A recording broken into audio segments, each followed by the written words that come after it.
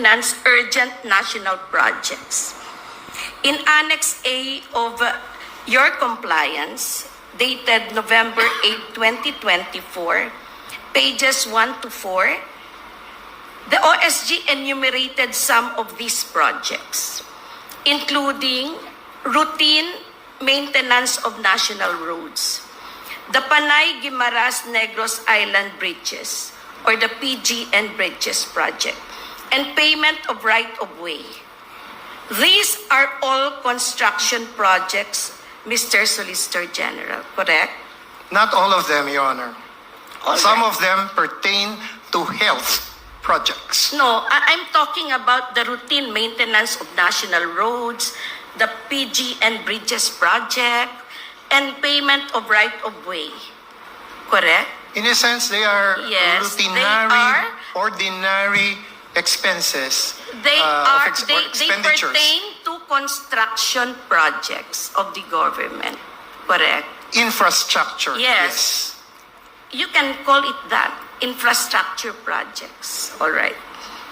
With respect to the PGN Bridges project, per DBM's budget of expenditures and source of financing FY 2024 report, the PGN Bridges project appears to be fully funded by the Export-Import Bank of Korea in the amount of 174.49 billion plus. Is there an urgency to transfer the PhilHealth funds when the project is already fully funded? Your Honor, this is a matter really of delving into the wisdom of the legislature in allocating funds. Yes. So when funding a project that is already fully funded under the category of unprogrammed funds. I didn't quite get the Programs. question, Yes. Your Honor. Pardon me. Yes.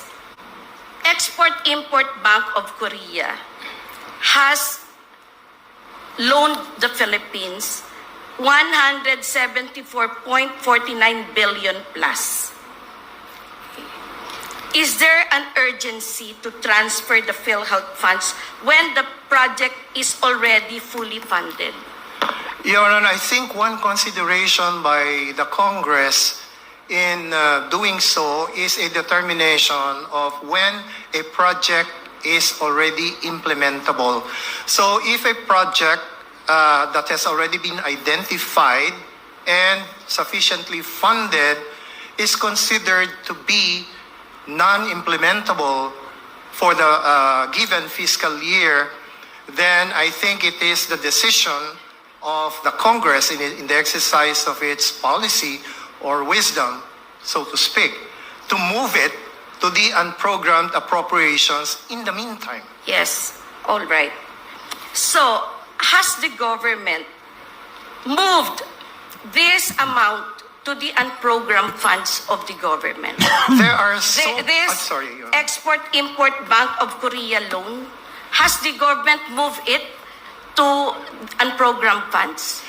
We will have to check on Yes, that. please check on that. Yes, whether that has been actually transferred only or removed altogether. Yes. Because there were certain removals made by the Congress in the proposed infrastructure or other projects How of the can government. the government have removed this when it is a loan specifically for that purpose? It is something that can be deferred, Your Honor, even Yes, if it's what funded. is the reason for deferring it? Your Honor, I cannot speculate on Correct. the reasons of the I go congressman. now, yes, to my next question.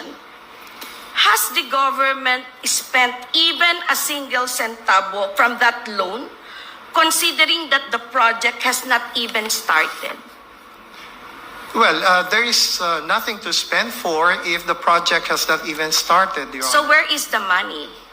The money went presumably to the to the National Treasury for the purpose of using it for projects and programs under the unprogrammed So we appropriations. have unused funds for the project, and yet we still got money from PhilHealth to supplement this fund that has been unused for years. Not automatically, Your Honor, because even if the funds, even if the sources of funds under special provision number 1 of the unprogrammed appropriations is already there and is ready to be used for the projects under the unprogrammed appropriations, it is still a question of whether the implementing agency is ready to implement that project. So if the implementing agency does not think that it can implement such a project within the given year, then it will not ask for any allocation under the Yes. unprogrammed appropriations. Yes, but aside from the foreign funding from Korea for this project, in 2022, there was additional funding from the GAA for this project in the amount of 50 million in 2022. In 2023, another 57 million. This is over and above the Korea Export-Import Bank of Korea loan. Where did this money go when the project has not even started? We will check on that, Your Honor, because that is a very specific project which we have not really examined. Yes, we're please looking do at that. the totality of all the projects that were defunded or where the allocations have been reduced, and or some projects that had actually been removed from the programmed appropriations under the NEP, and which may have found themselves in the unprogrammed appropriations. Yes, Mr. Solicitor General. And based on the special allotment release order, the use of funds for the PGN Bridge project is released on a quarterly basis, showing that the payment of funds is done in phases. More, based on the press release of the local government of Iloilo on the project timeline, the construction period for Section A, which is the 13-kilometer Panay-Guimaras project, is from a third quarter of 2025 up to the fourth quarter of 2028. Given these premises, what is the urgency of remitting the subject funds if the construction of the PG and Bridges project has already been funded and has yet to start in 2025? Your Honor, the urgency is on the use of these available funds for all the projects listed under the unprogrammed appropriations. There are so many of them. I think 57 different Yes, purposes. and it's one of them. And it's one of them. And it shows that it has had multiple fundings. All right. On maintenance of national roads, which national roads are we referring to? Your Honor, we can refer to the SARO released by the Department of Budget and Management to determine which particular projects had already availed themselves of funding from the provisions of special So there are no provision. specific national roads that are covered by the unprogrammed funds. Your Honor, what is stated under the unprogrammed appropriations are purposes. Purposes, not specific particular project. Correct. Now, it depends on the implementing agency to determine which specific road project it wants to be implemented using the funds available from Special Provision 1B. Yes, thank you for that, Mr. Solicitor General. In the 2024 GAA, there is already an appropriation for the maintenance of national roads under its special road fund of 15 million, 1.6 billion under maintenance, repair, and rehabilitation of infrastructure facilities and other related activities, routing maintenance of national roads, and 463 million under maintenance, repair, and rehabilitation of infrastructure facilities and other related activities, routing maintenance of national bridges, all under the DPWH budget.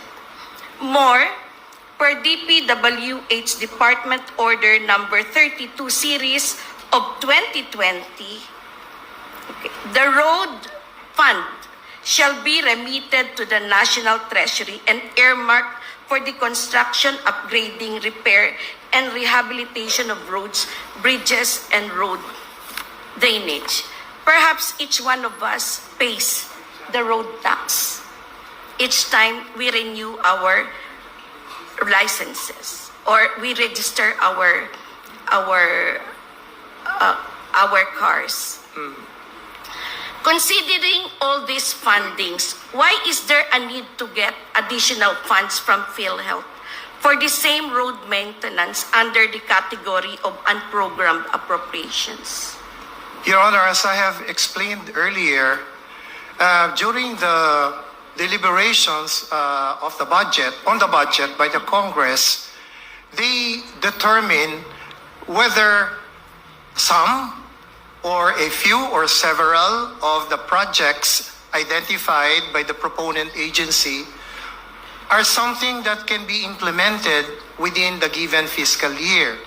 So I cannot speculate, but I can only think of the reason that they may remove some of these specific projects identified in their belief that they cannot be implemented anyway or can wait until some future time, and therefore they remove them from the programmed appropriations. Programmed appropriations, what I understand is this.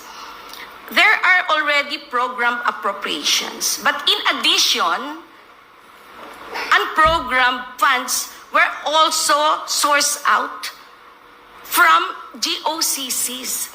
PhilHealth is one of them. So here's maintenance for roads, national roads, that carry both programmed funds and unprogrammed funds.